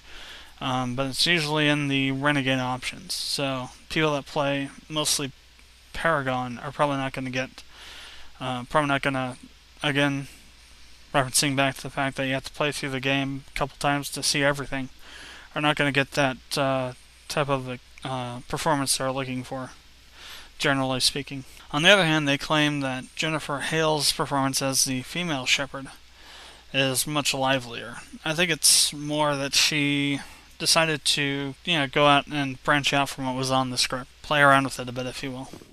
Come on. Udine is presenting the Quarian's evidence to the Council. Eden Prime was a major victory. The beacon has brought us one step closer to finding the conduit. And one step closer to the return of the Reapers. You wanted proof? There it is. This evidence is irrefutable, Ambassador. Saren will be stripped of his Spectre status, and all efforts will be made to bring him in to answer for his crimes. I recognize the other voice, the one speaking with Saren. Matriarch Benezia. Who's she? Matriarchs are powerful Asari who have entered the final stage of their lives. Revered for their wisdom and experience, they serve as guides and mentors to my people. Matriarch Benezia is a powerful biotic, and she had many followers. She will make a formidable ally for Saren. I'm more interested in the Reapers. What do you know about them? Only what was extracted from the Geth's memory core. The Reapers were an ancient race of machines that wiped out the Protheans. Then they vanished. The Geth believe the Reapers are gods, and Saren is the prophet for their return. We think the conduit is the key to bringing them back. Saren's searching for it. That's why he attacked Eden Prime. Do we even know what this conduit is? Saren thinks it can bring back the Reapers. That's bad enough. Listen to what you're saying. Saren wants to bring back the machines that wiped out all life in the galaxy? Impossible. It has to be. Where did the Reapers go? Why did they vanish? How come we found no trace of their existence? If they were real, we'd have found something. I tried to warn you about Saren, and you refused to face the truth. Don't make the same mistake again. This is different. You proved Saren betrayed the Council. We all agree he's using the Geth to search for the conduit, but we don't really know why. The Reapers are obviously just a myth, Commander. A convenient lie to cover Saren's true purpose. A legend he is using to bend the Geth to his will. 50,000 years ago, the Reapers wiped out all galactic civilization. If Saren finds the conduit, it will happen again. Saren is a rogue agent on the run for his life. He no longer has the rights or resources of a Spectre. The Council has stripped him of his position. That is not good enough. You know he's hiding somewhere in the Traverse. Send your fleet in! A fleet cannot track down one man. A Citadel fleet could secure the entire region, keep the Geth from attacking any more of our colonies. Or it could trigger a war with the Terminus systems. We won't be dragged into a galactic confrontation over a few dozen human colonies. Every time humanity asks for help, you ignore us. Shepard's right. I'm sick of this council and its anti-human bull. Ambassador, there is another solution. A way to stop Saren that does not require fleets or armies. No, it's too soon. Humanity is not ready for the responsibilities that come with joining the Spectres. It was a Turian Spectre who betrayed this council, and it was a human who exposed him. I've earned this.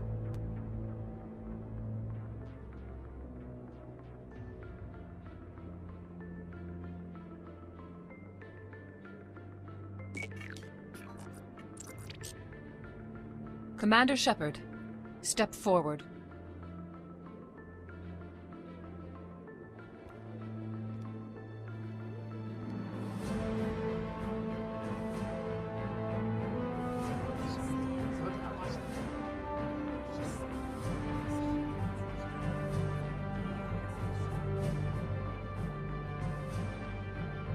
It is the decision of the Council that you be granted all the powers and privileges of the Special Tactics and Reconnaissance Branch of the Citadel. Spectres are not trained, but chosen. Individuals forged in the fire of service and battle. Those whose actions elevate them above the rank and file. Spectres are an ideal, a symbol, the embodiment of courage, determination, and self-reliance. They are the right hand of the Council, instruments of our will. Spectres bear a great burden. They are protectors of galactic peace, both our first and last line of defense. The safety of the galaxy is theirs to uphold. You are the first human Spectre, Commander. This is a great accomplishment for you and your entire species. I'm honored, Counselor. We're sending you into the Traverse after Saren. He's a fugitive from justice, so you are authorized to use any means necessary to apprehend or eliminate him. Any idea where to find him? We will forward any relevant files to Ambassador Udina. This meeting of the Council is adjourned. Eden Prime was a major victory. The beacon has brought us one step closer to finding the conduit. And one step closer to the return of the Reapers. You wanted proof? There it is. This evidence is irrefutable, Ambassador. Saren will be stripped of his Spectre status, and all efforts will be made to bring him in to answer for his crimes. I recognize the other voice, the one speaking with Saren. Matriarch Benezia. Who is she? Matriarchs are powerful Asari who have entered the final stage of their lives. Revered for their wisdom and experience, they serve as guides and mentors to my people. Matriarch Benezia is a powerful biotic, and she had many followers. She will make a formidable ally for Saren. I'm more interested in the Reapers. What do you know about them? Only what was extracted from the Geth's memory core. The Reapers were an ancient race of machines that wiped out the Protheans.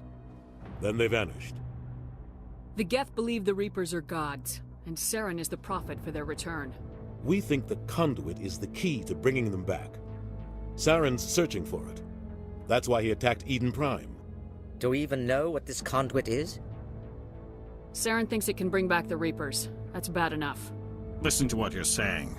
Saren wants to bring back the machines that wiped out all life in the galaxy? Impossible. It has to be. Where did the Reapers go? Why did they vanish? How come we found no trace of their existence? If they were real, we'd have found something. I tried to warn you about Saren and you refused to face the truth. Don't make the same mistake again. This is different. You proved Saren betrayed the Council. We all agree he's using the Geth to search for the conduit, but we don't really know why. The Reapers are obviously just a myth, Commander. A convenient lie to cover Saren's true purpose. A legend he is using to bend the Geth to his will. 50,000 years ago, the Reapers wiped out all galactic civilization. If Saren finds the conduit, it will happen again.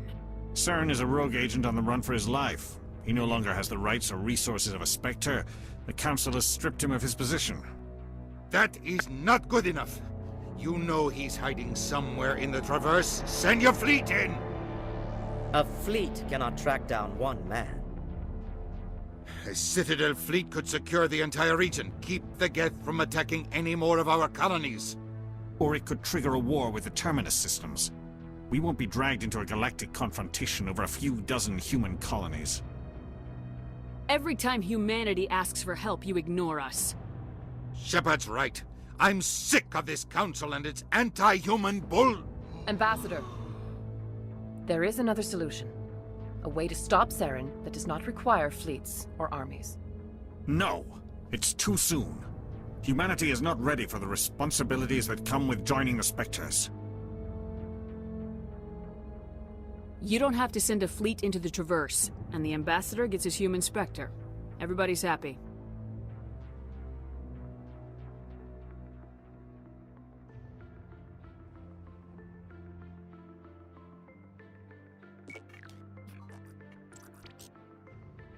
Commander Shepard, step forward.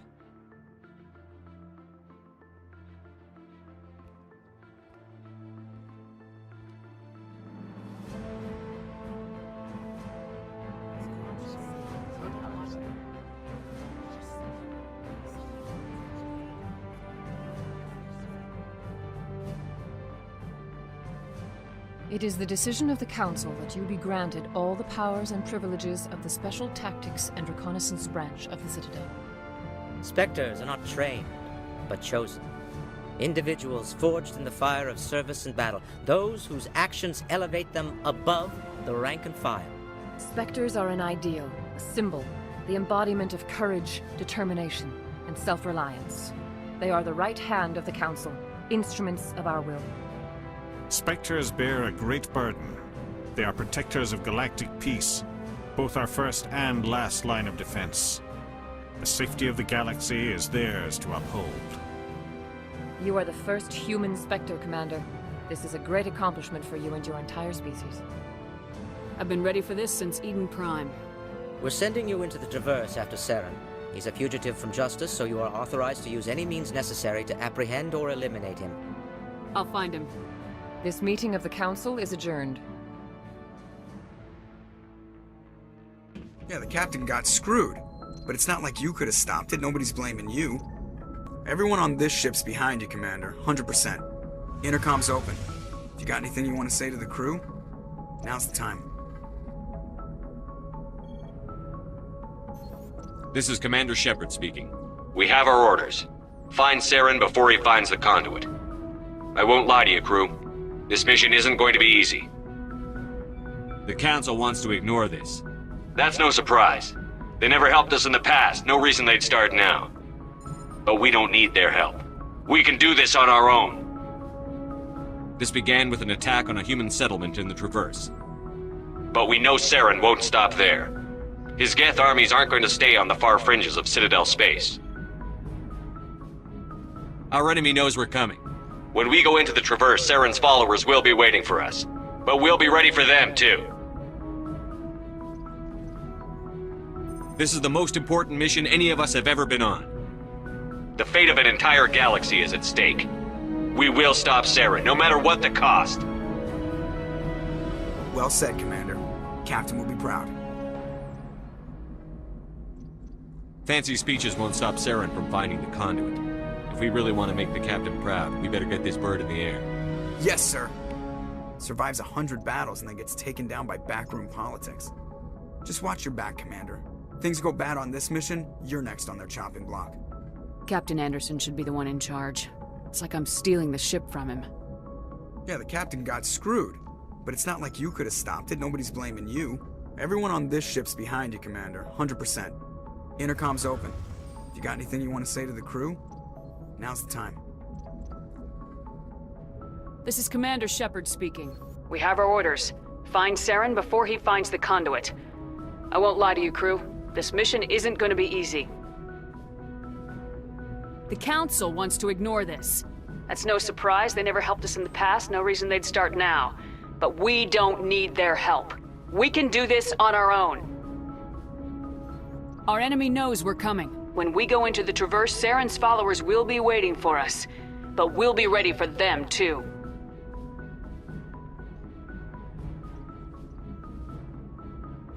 This is the most important mission any of us have ever been on. The fate of an entire galaxy is at stake. We will stop Saren no matter what the cost. Well said, Commander. Captain will be proud. Fancy speeches won't stop Saren from finding the conduit. If we really want to make the captain proud, we better get this bird in the air. Yes, ma'am. Is to see the future, to see the destruction rushing towards us, to understand there is no escape, no hope. No, I am not mad. I'm the only sane one left. I gave him an extra dose of his meds after the attack. Say goodnight, Manuel. You cannot silence the truth. My voice must be heard. Oh my God! What did you do? That might have been a little extreme, Commander. You can't just go around whacking people in the head. It was only a matter of time until he did something crazy and dangerous. Is it madness to see the future? To see the destruction rushing towards us? To understand there is no escape, no hope? No, I am not mad. I'm the only sane one left. I gave him an extra dose of his meds after the attack. Say goodnight, Manuel. You cannot silence the truth. My voice must be heard. Oh my God! What did you do? That might have been a little extreme, Commander. You can't just go around whacking people in the head. It was only a matter of time till he did something crazy and dangerous. Overall, I rated the audio as an 8.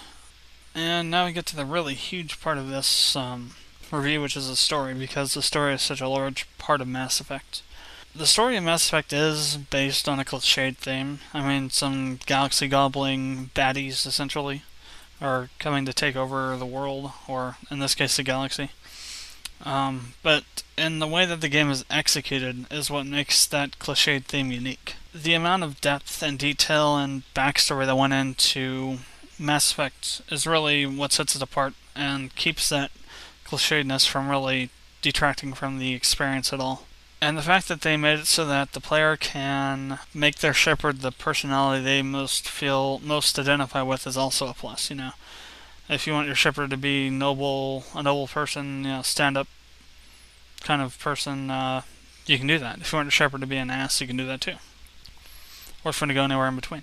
To address that, though, or the opposite side of that argument, is that there is a certain time at where there is going to be shepherds that are exactly the same, or that shepherds that have gone through the same thing, and that's just kind of one of the issues with storytelling through games, and really storytelling at all, is that you can't have an infinite number of possibilities, just because in the case of games you have to have a certain time frame of developing the game. You can't develop the game for 6 years to build out thousands of different possibilities for one event.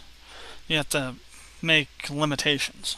So there's a lot of variety, but that variety only goes up to a certain point. Get back into the story section here of it. I've actually been able to boil down Mass Effect 3's plot to main 3 plot points. And those are Saren, a Spectre, the Geth, who are an artificial race of intelligent beings, and Sovereign, who is a massive living ship called a Reaper. And really, the whole game revolves around these 3 plot points. And these 3 plot points only create the environment that the game happens in by influencing each other. And hopefully you can follow along with this, because this will be slightly convoluted. I will have to admit that. But it does make sense once you think about it a lot. The only reason Mass Effect happens is because Saren stumbles upon Sovereign, and Sovereign manages to indoctrinate him. It also only happens because the Geth revere Sovereign as a god.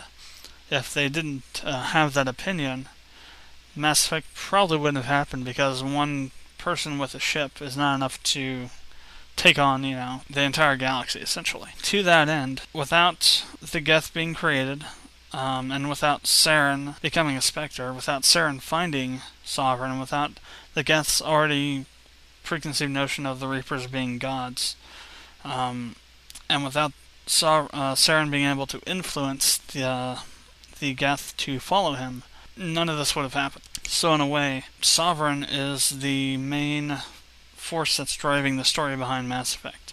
He's the one that's corrupted Saren, and he's the one that the Geth are worshipping and following, while at a lesser extent, Saren and the Geth are influencing the galaxy by carrying out Sovereign's will, raising suspicions and false trails, and setting up other frictions within the galaxy to cause confusion so people don't realize what's going on, to a point that that plan actually works, because nobody believes Shepard when he says that Saren's part of a much larger plan to try and destroy all organic life in the galaxy. They think he's, fallen just for another myth, that the Reapers were just, some fairy tale used to scare children with. The story of Mass Effect has essentially really 2 beginnings, which is kind of strange if you don't think about it in terms of the backstory. The backstory for the game goes back to 2148, when humanity finds the Prothean ruins on Mars, and that allows them to develop the technology to harness Element 0 and create Mass Effect fields. The game proper starts in 2183 aboard the Normandy, which is a Earth-aligned ship that was developed with the Turian hierarchy. And they're out doing a test run to test the stealth functions of the ship. Allegedly, again. Joker, who is the pilot of the Normandy, seems to think that that's not really the case, that there'd be no reason to have a Spectre on board just for that kind of a shakedown run. And the Spectre that's on board is another Turian named Nihilus. And it turns out that Joker was right. It wasn't so much a shakedown run for the ship as it was, or rather, Nihilus wasn't there for that, but he was there to observe Shep for something that's coming later. But during the tests, we get a communication from Eden Prime saying that they're under attack. And so we head over there to figure out what's going on. When we get there, Nihilus jumps off the ship before we do to do some reconning ahead of us, and Shepard takes a team of Jenkins and Alinko and heads out to figure out what's going on. But it seems like the Geth are attacking Eden Prime, but they don't know why at the moment. And as you progress through the first mission, you find out that the Geth are there probably after a Prothean beacon that was just unearthed a little while ago. By the end of the mission, you find out, though, that that's not the whole story. We learned that Saren was there and that he was the one that was commanding the Geth. When he was confronted by Annihilus, a dock worker that you talked to says that Saren killed him in cold blood. By the time we reach the beacon, Saren's already left the planet on that massive dreadnought that you see during that level. That's actually Sovereign. And after you get to the platform at the very end, after having disarmed the bombs that Saren had the Geth plant to destroy any evidence that they had been there, Kaiden actually starts to get drawn into the beacon's stasis mechanism or whatever it is, and Shepard knocks him out of the way and gets implanted with a vision, if you will, of essentially what we learn later is the demise of the Prothean Empire at the hands of the Reapers. But we don't learn that till I think Liara comes onto the ship. But to kind of get back into the more macro story and not the micro story, it's only been about, I think, nearly 40 years since humanity found the first relay, or rather found the Prothean archives. And in that time, humanity's pretty much ascended faster than any other galactic race has in terms of their clout on the Citadel. And a lot of other races resent them for that. The Turians don't think humanity's ready for the responsibility of having even a council embassy on the Citadel, let alone, have a human inspectors or a human counselor. The Asari and the Solarians are a little more open to it, though, and I think that's because on the Solarians' part, they probably realize that, humanity has a certain willpower, if you will, that allows them to adapt really quickly to new environments and new situations. I think the Asari are more open because they're more of a diplomatic race that is more trusting, I guess would be the proper word. And there are also non-council races that also resent humanity, like the Volus. Now, the Volus have been in the galactic civilization for, I think, 2 centuries, maybe more, prior to humanity becoming included as well. And all they have to show for it is an embassy. They haven't even gotten a space on the council yet, even though the Volus are really the centerpiece of the galactic economy.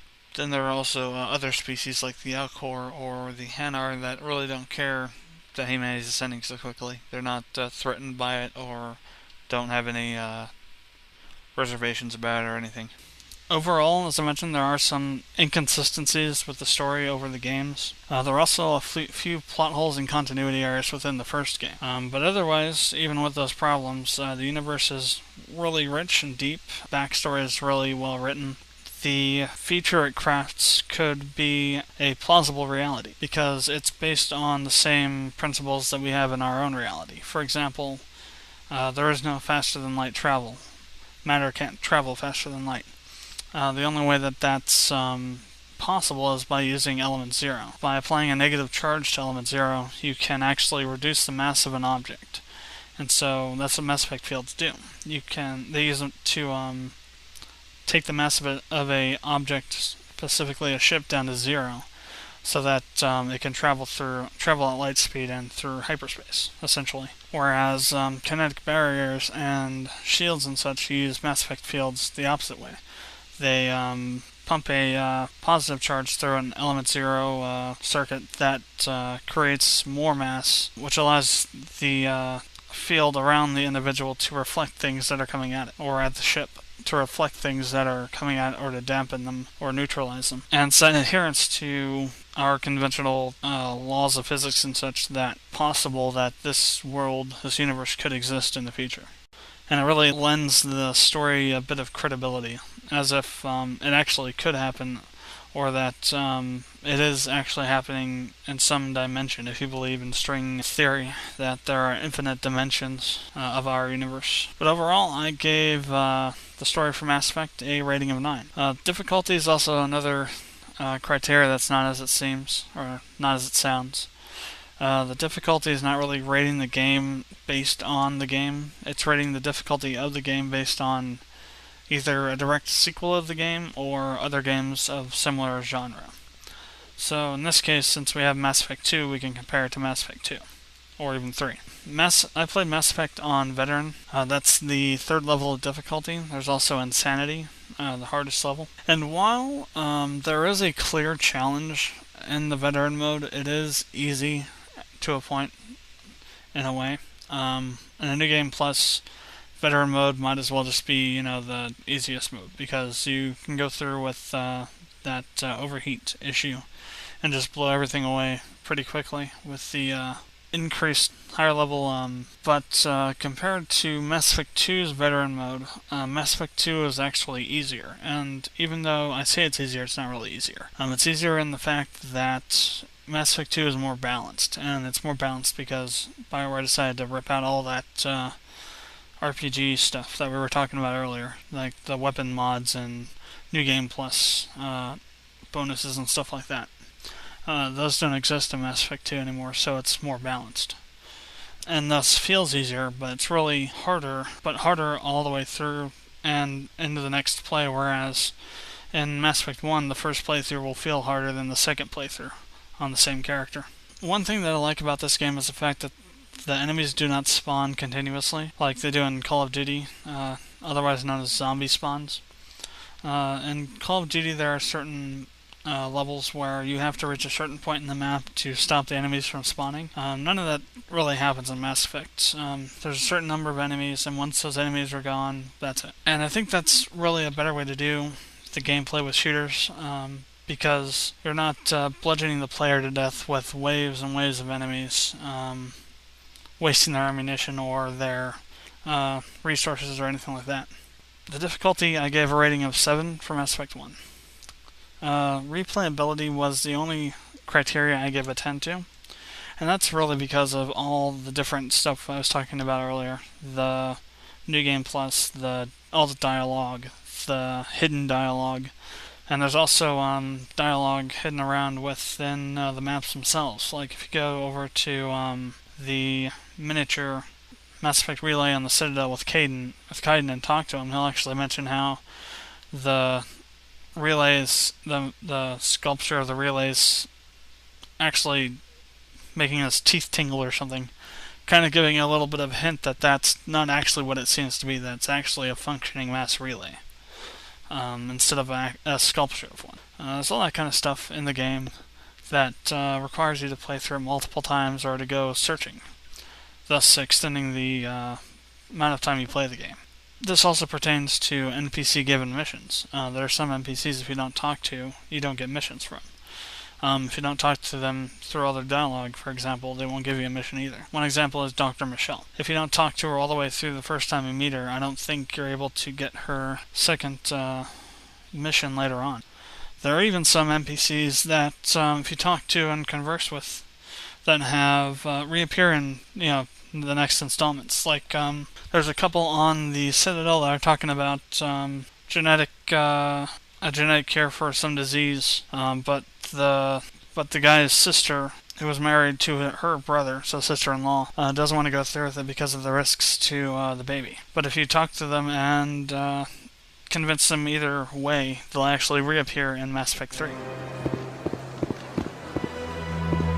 I'm telling you, this is not what Jake would want. Who are you to tell me what my husband would want? I'm the only person making sense right now. You're endangering your baby. This baby is the only thing I have left of Jake. I don't care what you think, Michael. It's my decision. I know you're hurting, Rebecca, but don't let your grief hurt your baby too. Can I help you with anything? Perhaps you can talk some sense into her. I don't need anyone to talk sense into me, Michael. I'm not undergoing the treatments. My sister-in-law here is pregnant, and she's refused to let the baby undergo gene therapy in utero. I'm certain that she has a good reason. I'd like to hear both sides. So the fact that you can play through the game multiple times with the same character and get perks for doing that, and the fact that you have to play through the game several times to get all the dialogue, see all the dialogue, and even then you might not even find the hidden dialogues that are scattered around throughout the game, and the amount of content in general I can't give this any lower rating than 10, really. The last rating or criteria to rate is the content. While there is a lot of content in Mass Effect, the one thing it really lacks in is DLC. There are only 2 DLCs in Mass Effect 1. Well, one of them is 10. Some might argue there's only 1.5 DLCs, really. There is Bringing Down the Sky, which is a full-fledged mission DLC. And then there's also Pinnacle Station, which is the original attempt, or original pitch, if you will, for multiplayer in Mass Effect. Bringing Down the Sky is about a Batarian terrorist who is trying to use an asteroid to destroy a human colony named Terra Nova. And Shepard's goal is to get on the asteroid, infiltrate the facilities, shut off the engines, and save the colony. As with most of the other stuff that happens in Mass Effect and a lot of the other NPCs you meet around the game during the main storyline, it has an effect on the later game. The terrorist, Balak, ends up showing up in Mass Effect 3, having killed hundreds of humans on the Citadel using Batarian embassy codes that have been left over in the system and not erased when the Batarians were ejected for trying to kill the Council, back before even the backstory of the game was substantiated. The other one, Pinnacle Station, as I mentioned, was the original pitch for multiplayer. BioWare made it to show that creating multiplayer in Mass Effect was a possibility. In Pinnacle Station, you go to Pinnacle Station. Hence the name, and they have a training simulator there where they train special Turian and human special forces. You're able to go through those missions and try and complete them yourself. Word of advice about that, though, is that don't try it until your second playthrough, because if you're going to try to get to all the highest first place positions on those missions, you're going to need the higher level armor and weapons to get through them, because some of the higher ranked ones to even get through the DLC are really hard to get through because of the amount of enemy spawn spam they do, or rather the amount of enemies that are spawned. This is the one area that I screwed up on all my walkthroughs, because if you screw up on something in the first walkthrough, the walkthroughs for the next 2 games will also be screwed up since everything's carried over. When I did this walkthrough, I started doing Pinnacle Station, and then I stopped and was going to do it after I finished the game and did a New Game Plus. And that's what I did. So I didn't take that New Game Plus all the way through to the end. And so I didn't have, in my imported Shepard, I didn't have the flags for having beaten Pinnacle Station. And that probably knocked out some content from Mass Effect 2 and 3. Probably 3 more specifically, because you can go back to Pinnacle Station. Granted, it is a flaming husk of burning metal because it's been destroyed by the Reapers, but you can still go to that system, which leads me to believe that you could probably access the villa that you get from Ahern when you beat the DLC. But even though there's not that much DLC for it, given the amount of the rest of the content, I had to give it an 8 out of 10. And that concludes the criteria review for Mass Effect. We're going to go ahead and go on to the overall. So if you recall, each of the criteria scores represent a certain value for the overall score. Essentially, the criteria rating goes to a decimal rating based on the value that is there. So, for example, I guess you could just multiply it by 0.1, I think, to get the overall rating score. So with that in mind, let's go ahead and get these translated here. For the gameplay, gave it a rating of 7, so that translates to a... Oh crap, let me turn off this fan again here. Translates to a 0.7 on the overall rating scale. Graphics was a 5, so that's a 0.5. Audio was an 8, so that's 0.8. Story a 9, I believe, so that's a 0.9. Difficulty is a 7, so that's a 0.7. Replayability is a 10, so that's a 1. And content was an 8, so that's a 0.8. Overall, Mass Effect is a really amazing and deep game that introduces us to one of the most compelling, really compelling experiences in recent gaming history. The characters, situations, and the events are fairly believable. they're made in such a way that they seem like they're real. They're not overblown. They're not, they're not like they're not like JRPG characters that are overly something. They're not overly shy, or they're not overly obsessive about stuff. They're not carrying huge weapons that are 10 feet long that they shouldn't be able to carry. They're made to be very real and lifelike. To have what many people would consider to be, real, actual emotions that people would really be exhibiting. At the same time, the universe itself even has factual basis in the real world, which adds to not only the immersive capabilities of the title, but also makes it feel like it could happen, or that it is happening somewhere. And that, coupled with the dialogue system, really adds a massive level of immersiveness to the game. The game presents us with a unique story of a character that's really fighting against insurmountable odds, where essentially nobody really believes him. They might, believe that he thinks it's really happening, but they don't think that what he's thinking is happening is really happening. Yeah, it's a little round robinish. But the point is that people think that Shepard's also fallen for this myth about the Reapers that they think Saren's been spreading. That is used to delude the Geth with. And it really lends to the darkness of the story. Mass Effect has a very, very dark story. And it only gets darker as the series progresses. And it also touches on a lot of the social political issues of our time, like racism and classism and that kind of thing. While the story is kind of slow at the beginning, and it may be hard to get into for some people, once you break through that initial barrier of resistance, the game will grab you by the head and pull you and smash your head against your screen, trying to pull you into the universe because it's so immersive. And that's really more so if you're really into sci-fi RPG kind of games that have a really deep story, like a really complex, deep story to it. If you're more into like COD shooters and stuff like that, you might not get as much of a kick out of the story as a lot of other people will. But you should still be able to enjoy it. And because of all that, I feel that Mass Effect gets a very well-deserved 5.4 out of 7, which is essentially the same as a B on a lettered rating scale, an 8 out of 10 on a normal 1 to 10 scale, or an 80 out of 100 on a 1 to 100 scale.